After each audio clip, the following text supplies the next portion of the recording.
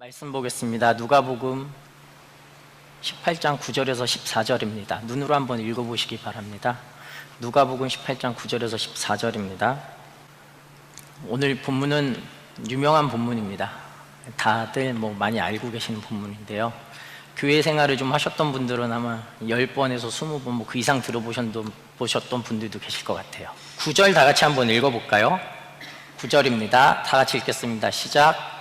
또 자기를 의롭다고 믿고 다른 사람들을 멸시하는 자들에게 이 부위로 말씀하시되, 지금 9절을 읽으면 예수님께서 특정 무리들에게 하시고 계신 말씀이라는 걸 알 수가 있습니다. 또 자기를 의롭다고 믿고 있는 무리들이죠. 예수님 당시에 자기들이 의롭다라고 믿고 있는 사람들이 누굴까요? 바리새인들이죠. 바리새인들과 서기관들이에요. 바리새인들과 서기관들의 특징은 자기 자신이 스스로 의롭다라고 믿고 있는 사람들인데요. 이 사람들이 그렇게 믿고 있을 수밖에 없는 이유가 하나 있어요. 이 사람들은 율법을 굉장히 잘 알고 있었던, 유대인들에 비해서 특별히 더 잘 알고 있었던 집단들이에요. 성경에 율법이 몇 개인지 아세요? 모세 오경에 율법이 몇 개가 기록되어 있을까요? 613개예요. 613개의 율법이 있는데 365개의 무엇을 하지 말아라 라는 율법과 613 빼기 365 하면 248개 맞죠? 248개의 무엇을 하라라는 율법으로 구성이 되어 있습니다. 613개의 율법을 다 지킨다라는 것은 불가능해요. 할 수 없는 일이에요. 근데 지금 이 바리새인들, 자기 자신들이 스스로 의롭다고 여기고 있는 이 바리새인들은 내가 그 율법을 다 지키며 살아가고 있어 라고 말하고 있는 사람들이에요. 자연스럽게 유대인들이 바리새인들을 봤을 때 저 사람들은 좀 굉장한데? 저 사람들은 뭔가 좀 달라, 우리랑 다른 것 같아 라는 생각을 가졌을 거예요. 유대인들이 가장 존경했던 인물들이 바리새인들과 서기관들이었어요. 실제로 예수님 당시에. 그러니까 유대인들이 지금 바리새인들을 굉장히 존경의 눈빛으로 쳐다보고 있는 거죠. 근데 재밌는 건 그 뒷부분이에요. 저기 9절 뒷부분을 보면 다른 사람을 멸시하는 자라고 되어 있습니다. 지금 다른 사람이라는 이 헬라어 단어가 보통 헬라어 단어를 쓸 때 그 다른 사람이라는 뜻을 갖고 있는 단어를 쓰지 않고 다른 단어를 쓰고 있어요. 누가는 일부러 그렇게 쓰고 있는데요, 남은 자라는 단어를 사용하고 있어요. 한글 성경은 그냥 다른 사람인데 헬라어 성경을 보면 그렇게 되어 있습니다. 그렇게 쓰는 이유는 딱 하나예요. 지금 바리새인들과 서기관들이 자기 무리들만 옳다라고 생각을 하는 거예요. 자기 무리들만 의롭다고 생각을 하는 거예요. 그리고 자기 무리를 뺀 나머지 모두를 멸시하는 거죠. 경멸의 눈으로 쳐다보는 거예요. 그러니까 유대인들은 바리새인과 서기관을 굉장한 인물들이야, 훌륭해, 존경의 눈빛을 보내고 있는데 이 무리들은 백성들을 향해서, 그들을 향해서 경멸의 눈초리로 이렇게 쳐다보고 있다는 걸 알 수가 있습니다. 10절입니다. 제가 읽겠습니다. 두 사람이 기도하러 성전에 올라가니 하나는 바리새인이요 하나는 세리라. 지금 두 사람이 성전에 올라가고 있습니다. 한 무리는 바리새인이고요, 다른 한 무리는 세리예요. 바리새인이 성전에 기도를 하러 올라가는데 제가 상상을 좀 해봤어요. 이 10절을 읽으면서 상상을 좀 해봤습니다. 저는 성경을 읽으면서 좀 상상을 많이 해요. 재밌잖아요. 상상을 막 하면 재밌는 것 같아요. 예를 들면 요한복음 9장을 보면 예수님이 침을 뱉어서, 땅에 침을 뱉어서 진흙을 이겨서 소경의 눈에 붙여줘요. 근데 몇 번 뱉어야 진흙이 될까요? 침을 몇 번 뱉어야 이게 진흙이 될까요? 한 두세 번 뱉어갖고 이게 진흙이 될 수 있을까요? 아닐 것 같아요. 진흙을 만들려면 적어도 한 10번 이상은 뱉어야 될 것 같아요. 그죠? 그러면 침 뱉어보면 알지만 두세 번 뱉으면 침이 더 안 나오잖아요, 잘. 그러면 침을 또 이렇게 고아서 입속에서 고아서 모았다가 또 뱉어야 돼요. 여기서 상상을 하면 알 수 있는 게 하나가 있어요. 그 소경이랑 예수님이랑 같은 공간 안에 오랫동안 같이 있었다라는 걸 알게 돼요.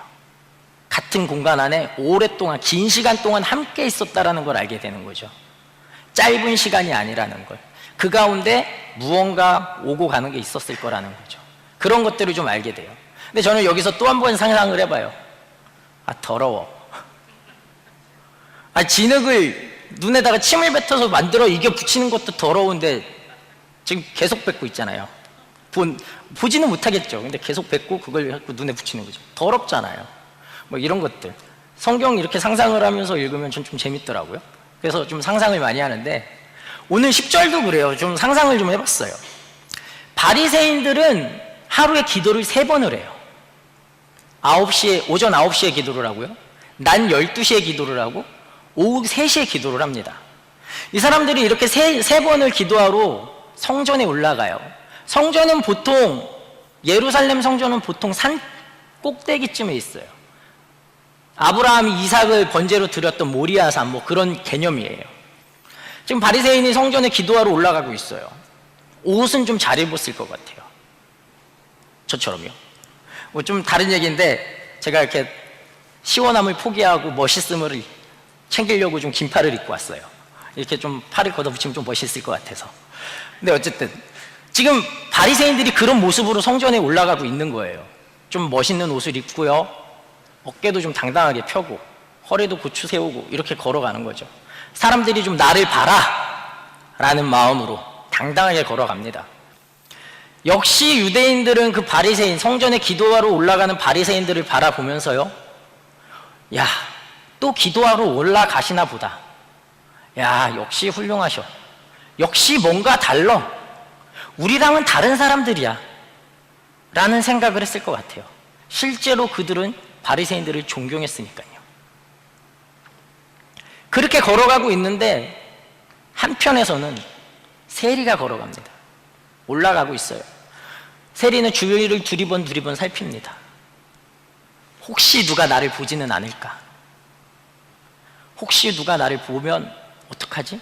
라는 마음으로 몰래 이렇게 주위를 두리번거리면서 올라갑니다. 근데 아니나 다를까 사람들이 세리를 보죠. 세리를 보면서 이렇게 말을 해요.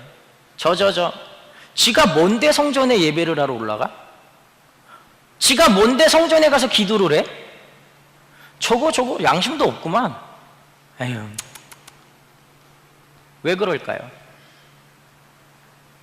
세리는 직업이에요. 그렇죠? 다 알고 계시죠? 세금을 걷는 직업이에요. 로마에 세금을 갖다 바치기 위해서. 근데 세금을 바치기 위해서 자기들이 유대인들에게, 같은 동족들에게 세금을 더 많이 뜯어다가 일부는 로마에 주고 일부는 자기들이 먹어요. 그냥 같은 동족인데 동족의 피를 빨아먹고 있는 거죠. 그러니까 같은 유대인들이 바라볼 때 세리는 손가락질의 대상이에요. 저거. 실제로 예수님 당시에는 사내들인 공회라는 데가 있습니다. 사내들인 공회는 각 지파, 12지파에서 각 지파별로 6명씩 뽑아서 72명의 지파들이 있어요. 이 72명의 지파들이 재판을 하는 곳인데요. 사내들인 공회에서는 찬기와 세리들을 버림받은 자, 하나님으로부터 버림받은 자, 선택받지 못한 선민인데 선택받지 못했다라는 거죠. 이렇게 여겼어요. 그러니까 세리들에 대해서는 죄인이라는 거예요. 하나님께서 버렸다는 거예요. 그렇게 인식하고 있다는 거죠. 그러니까 지금 유대인들 머릿속에는 성전으로 기도하러 올라가는 바리새인들은 거룩하고 의롭고 선하고, 반면에 세리들은 죄인이고 하나님으로부터 버림받은 자고 선택받지 못한 인물들로 대표되는 사람들이라는 거예요. 이렇게 두 부류의 사람이 성전에 기도하러 올라갑니다. 11절인데요. 11절 다 같이 한번 읽어보겠습니다. 시작.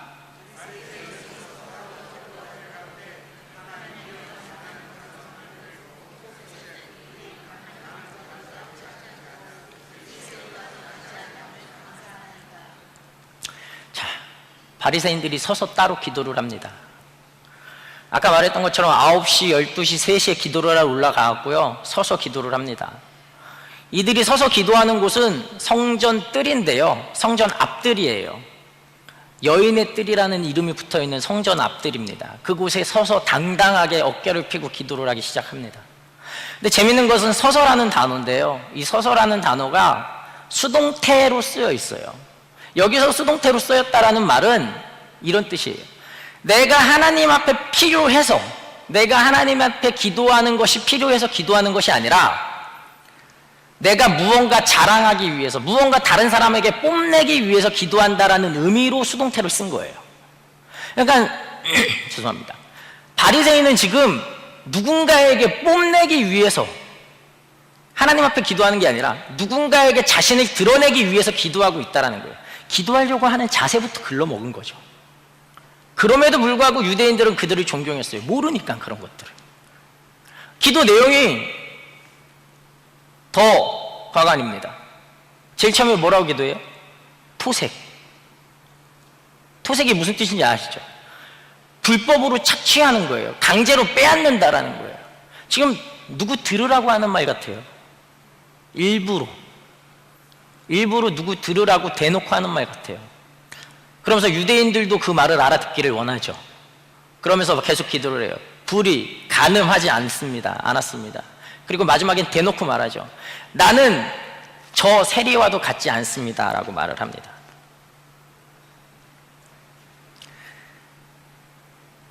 못된 사람들이에요. 분명히 못된 사람들 같아요. 12절인데요 12절 한번 볼까요? 그러면서 바리새인이 또 이렇게 기도를 합니다. 나는 일에 2번씩 금식하고 또 소득의 11조를 드리나이다 하고. 일에 2번씩 금식을 하고 일주일에 2번 금식한다라는 뜻이에요. 일주일에 2번. 레위기를 보면요, 하나님이 이스라엘 백성에게 율법을 하나 주셨어요. 떴는데요, 같이 한번 읽어보겠습니다. 시작. 너희는 영원히 이 규례를 지킬지니라. 7월 곧 그 달 10일에 너희는 스스로 괴롭게 하고 아무 일도 하지 말되 본토인이든지 너희 중에 무거운 객이든지 그리하라. 이날에 너희를 위하여 속죄하여 너희로 정결케 하리니 너희 모든 죄에서 너희가 여호와 앞에 정결하리라.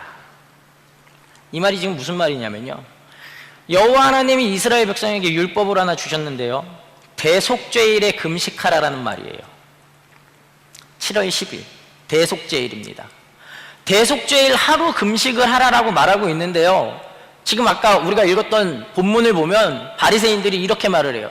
나는 일에 2번씩 금식을 하고. 무슨 말이에요? 일주일에 2번씩 금식을 하고. 다른 말로 이 말은 이렇게 해석이 돼요.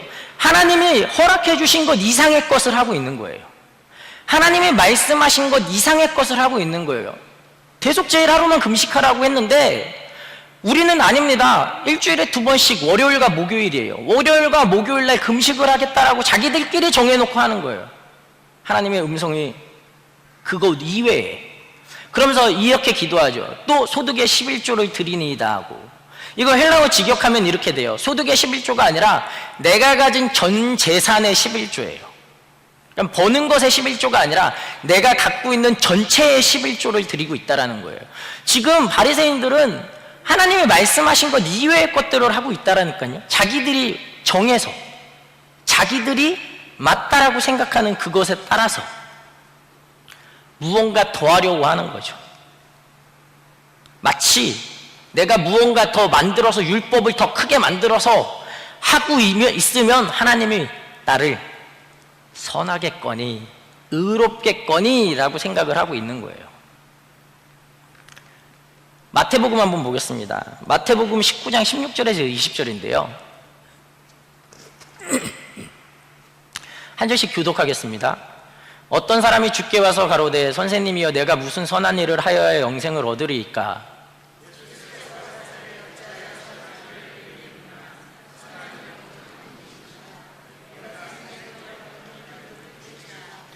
가로되 어느 계명이니 오니까. 예수께서 가라사대 살인하지 말라, 간음하지 말라, 도적질하지 말라, 거짓 증거하지 말라.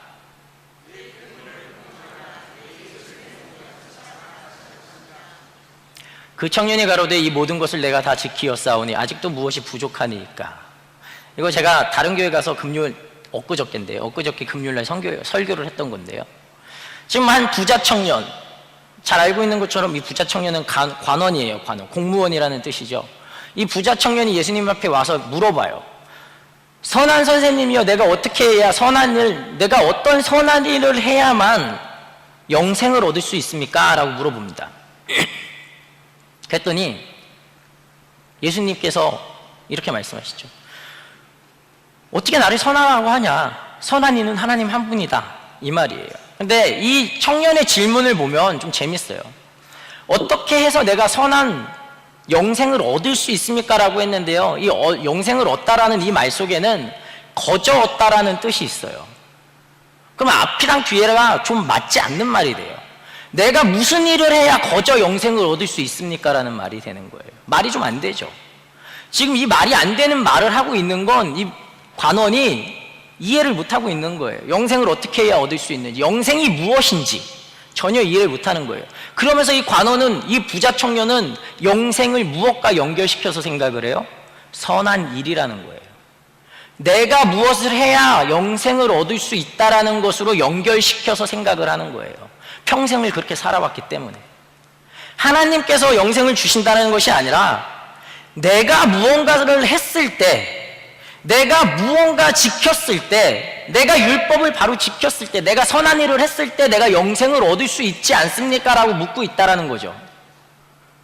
바리새인들도 마찬가지예요. 지금 내가 무언가 선한 일을 하면, 내가 무언가 율법에 기록된 것들을 다 지켜 행하면, 그것보다 더 이상의 것을 하면 하나님이 나를 의롭다 여겨주시겠지 라고 생각하고 있다라는 거죠.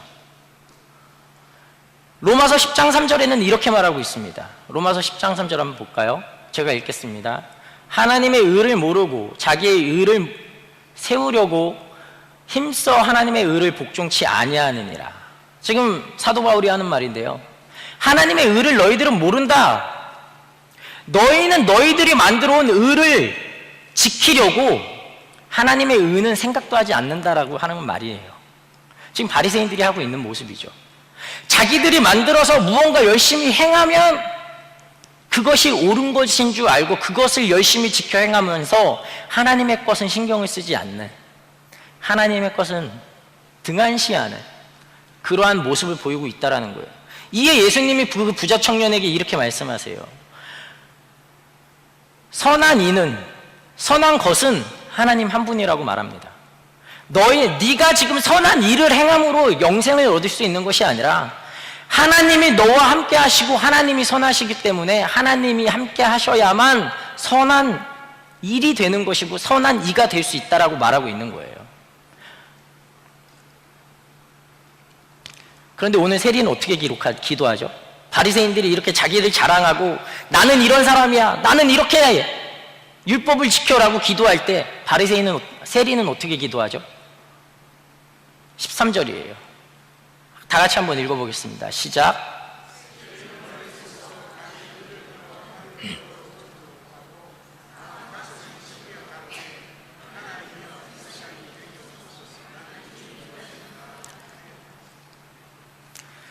이 세리는 지금 멀리 서서, 왜 멀리 서서라는 표현을 썼냐면요, 아까 바리새인들은 성전 앞마당 여인의 뜰에서 기도했다 그랬잖아요. 이 세리는 지금 성전 안에 들어가지를 못해요. 이방인의 뜰이라는 성전 밖에서 기도하고 있는 거예요. 왜일까요? 자기도 알아요. 사람들이 나를 무시하고 죄인 취급하고 손가락질하고 자기를 그렇게 여기는 걸 자기도 알아요. 그리고 자기 스스로도 알아요. 내가 지금 나쁜 일을 하고 있구나라는 걸, 내가 나쁜 행동을 하고 있구나라는 걸 자기 스스로도 알아요. 그래서 성전 뜰 안에 갈 수가 없는 거죠. 근데 어쨌든 지금 세리도 똑같이 서서 기도를 합니다. 아까 바리새인들이 서서 기도할 때는 수동태로 쓰였다고 그랬잖아요. 지금 세리가 기도하는 이 서서는 능동형으로 쓰여져 있습니다. 무슨 말이에요? 세리는 지금 하나님 앞에 하나님이 아니면 안 됨을, 하나님을 향해서 기도하고 있는 거예요. 온전히 하나님만 잡을 수밖에 없다라는 거죠. 그러면서 이렇게 기도하죠. 하늘을 향해 눈을 들지도 못하고 하나님의 나를 불쌍히 여기소서. 나는 죄인입니다 라고 기도를 합니다. 자기도 자기 자신이 부끄러운 걸 아니까요. 제가 조금 다른데 저도 이런 종류의 기도를 좀 많이 해요. 그냥 내가 하고 싶은 거 하게 해달라는 그 요만한 거 기도하는데 그게 안 돼요. 하나님 앞에 요거 기도하는데 요게 안 돼요. 그래서 하나님 앞에 막 대들어요. 따지기도 하고요, 화도 내기도 하고요.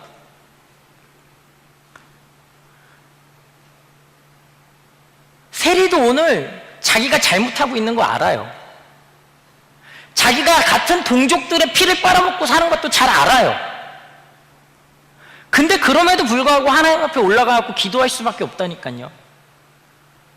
하나님 앞에 기도할 수밖에 없는 입장이에요. 본인도 하나님이 택했다라고 생각하는데 어떻게 기도를 안 하겠어요? 하나님 앞에 기도합니다. 시편인데요, 시편 37편 23절에서 24절이에요. 제가 읽겠습니다. 여호와께서 사람의 길을 정하시고 그 길을 기뻐하시나니 저는 넘어지나 아주 엎드러지지 아니하면 여호와께서 손으로 붙드심이로다. 제가 이렇게 맨날 하나님 앞에 대들고 하나님 앞에 짜증도 내고 화도 내고 그러지만 매주 설교하고, 마가교회에서 매주 설교하는 게 아니라 어쨌든 다른 교회 가고 하니까요, 매주 설교하고 매주 교회를 나오는 이유는 하나님이 저를 붙잡아 주시기 때문인 것 같아요. 하나님이 저를 붙잡아 놓고 넘어질까, 혹여나 못 일어날까 봐 저를 붙잡아 놓고 옆에 세워놓고 계시는 거죠. 저는 하나님 앞에 하나님 나를 만들어 놓고 잊어버리셨나요? 박노인을 지어놓고 잊어버리셨나요? 어떻게 그렇지 않고서야 이렇게 되는 게 하나도 없어요 라고 기도하지만 하나님은 그런 저를 바라보시면서 당신 옆에 저를 세워놓고 붙잡아 놓고 계신다라는 거예요. 그게 제가 매주 나올 수 있는, 교회에 나올 수 있는 그런 이유입니다. 14절인데요, 본문 14절인데요 14절 한번 보겠습니다. 본문 14절 다 같이 읽겠습니다. 시작.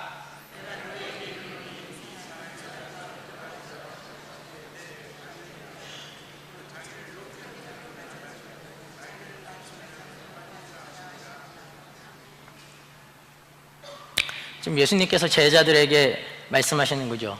세리를 바라보면서 말씀하세요. 지금 너희가 보기에는 바리새인과 세리가 있는데 누가 의롭다 하심을 하나님께 받았겠느냐라는 말인 거예요. 그러면서 예수님이 말씀하시죠. 제자들도 아마 머릿속엔 그랬을 거예요. 당연히 바리새인이 의롭지라고 생각을 했겠죠. 존경하던 사람들이니까. 근데 예수님이 이렇게 말씀하세요. 세리가 의롭다 하심을 받고 내려갔다라고 말하는 거예요. 자, 여기까지만, 오늘 이야기가 여기까지만 이렇게 진행이 되면 궁금한 게 하나 생겨요. 내가 하나님 앞에 겸손한 마음으로 나아가서 기도를 하면 내가 의로운 사람이 될 수 있는가? 라는 궁금증이 생깁니다. 그런 궁금증 안 생기세요? 저는 생겨요. 어쨌든 하나님 앞에 나아가서 내가 기도를 할 때 내가 겸손히 하나님 앞에 회개 기도를 하면 나는 의로운 사람인가? 그러면 내가 기도를 하면 되네? 내가 의로움을 결정할 수 있게 되네? 하나님 앞에 나아가서 겸손히 기도를 한다면 이라는 궁금증이 생깁니다. 이런 질문들이 가득하게 돼요. 창세기 한번 볼까요? 창세기 4장인데요.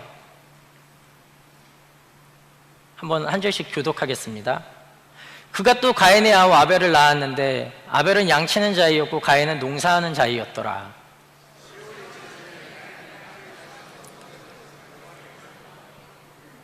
아벨은 자기도 양의 첫 새끼와 그 기름으로 드렸더니 여호와께서 아벨과 그 제물은 열납하셨으나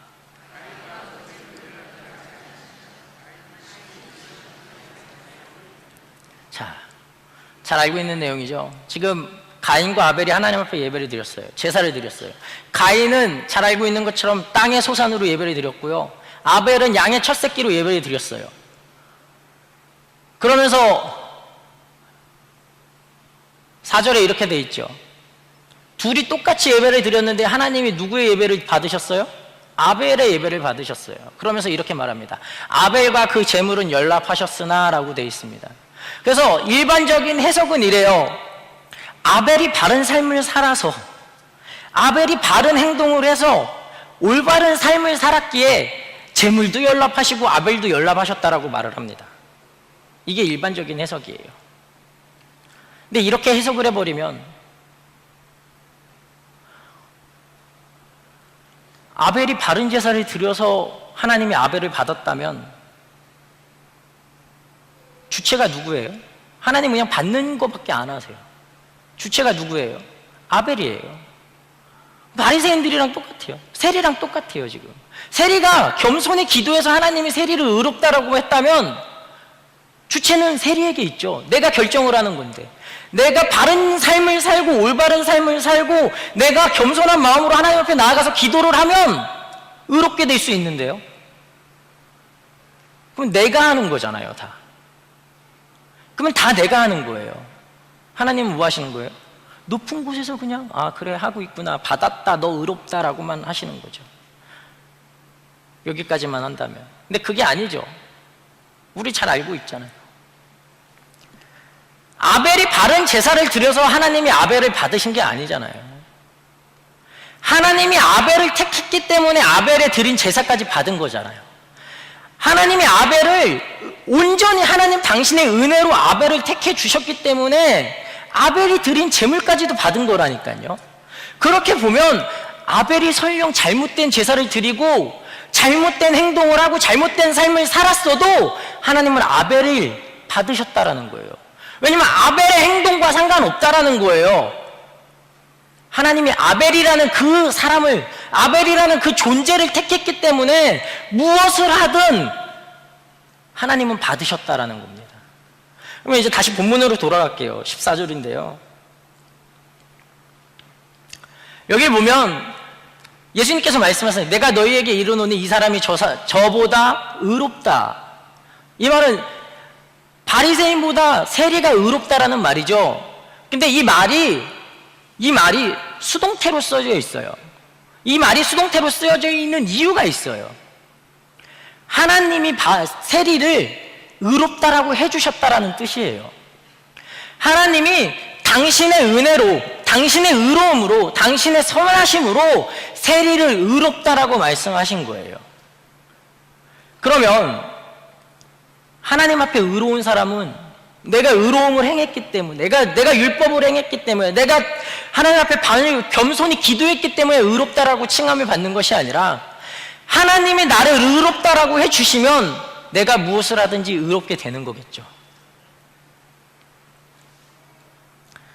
오늘 세리가 겸손한 모습으로 주님 앞에 기도해서 의로움을 받은 게 아니에요. 반대로 바리새인들이 율법을 잘 지켰다고 해서 그들이 의로운 게 아니에요. 율법을 613개의 율법을 하나도 빠짐없이 다 지켰다 한들 그들은 의로운 자가 될 수가 없어요. 그들은 자신이 의롭다라고 생각하고 있기 때문에, 내가 율법을 지킴으로써 의로울 수 있다라고 생각하기 때문에 그들은 의롭게 될 수가 없다라는 거예요.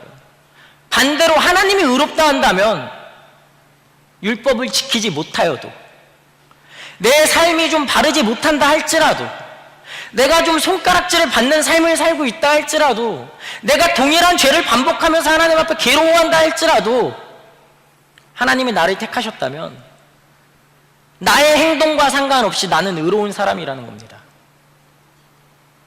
오늘 누가복음 18장의 이 바리새인과 세리의 기도는 대부분 기독교인으로서 어떻게 기도해야 하는가, 기독교인으로서 어떻게 하면 하나님 앞에 바른 삶을 살아갈 수 있는가, 어떤 모습이 참 기도의 모습인가라는 걸 알려주는 본문입니다. 하지만 그 이전에 생각해야 될 게 있어요. 맞아요. 바로 기도하는 거 좋죠. 하나님 앞에 겸손히 기도하는 거 좋죠. 바른 삶을 사는 거 좋아요. 근데 그게 중요한 게 아니라는 거예요. 그러한 것들보다 더 중요한 건 하나님이 나를 어떻게 보시는가예요. 하나님이 나를 어떻게 생각하고 있으신가예요. 구원에 관해서는, 의로움에 관해서는, 선함에 관해서는 우리가 무엇을 행함이 아니라 온전히 하나님께서 하시는 거라는 거죠. 온전히 하나님께서 의롭다 해 주셔야만 의롭게 될 수 있고요, 선하다 해 주셔야만 선하게 될 수 있다는 겁니다. 오늘 우리가 주님 앞에 나와서, 주일날 주님 앞에 나와서 예배하고, 오늘 우리가 주님 앞에 나와서 기도하고, 오늘 우리가 주님 앞에 나와갖고 구제 사업을 하고, 그래서 우리가 의로운 것이 아니라, 우리가 예배드리고 기도하고 구제 사업하고 봉사할 수 있는 이유는 하나님이 나를 의롭다 하셨기 때문에 그거에 따른 열매로 나타나는 모습들에 불과하다는 거예요. 하나님이 우리를 먼저 택하시고 하나님이 우리를 먼저 붙잡아 주셨다는 것이 중요합니다. 그것이 하나님의 은혜고, 그것이 우리가 주님 앞에 나아갈 수 있는 은혜입니다. 그 은혜가 전제될 때 우리가 하나님 앞에 나아가서 하늘을 우러러 못 쳐다보고, 하나님 나를 불쌍히 여겨주세요, 나는 죄인입니다 라고 기도할 때도 그 하나님이 우리를 보고 계신다라는 거죠. 그 하나님의 말씀이 전제되고 우리가 주님 앞에 나아간다라는 것을 우리가 신앙생활을 하면서, 믿음 생활을 하면서 좀 기억했으면 좋겠습니다. 기도하겠습니다. 사랑이 많으신 하나님 아버지, 감사합니다.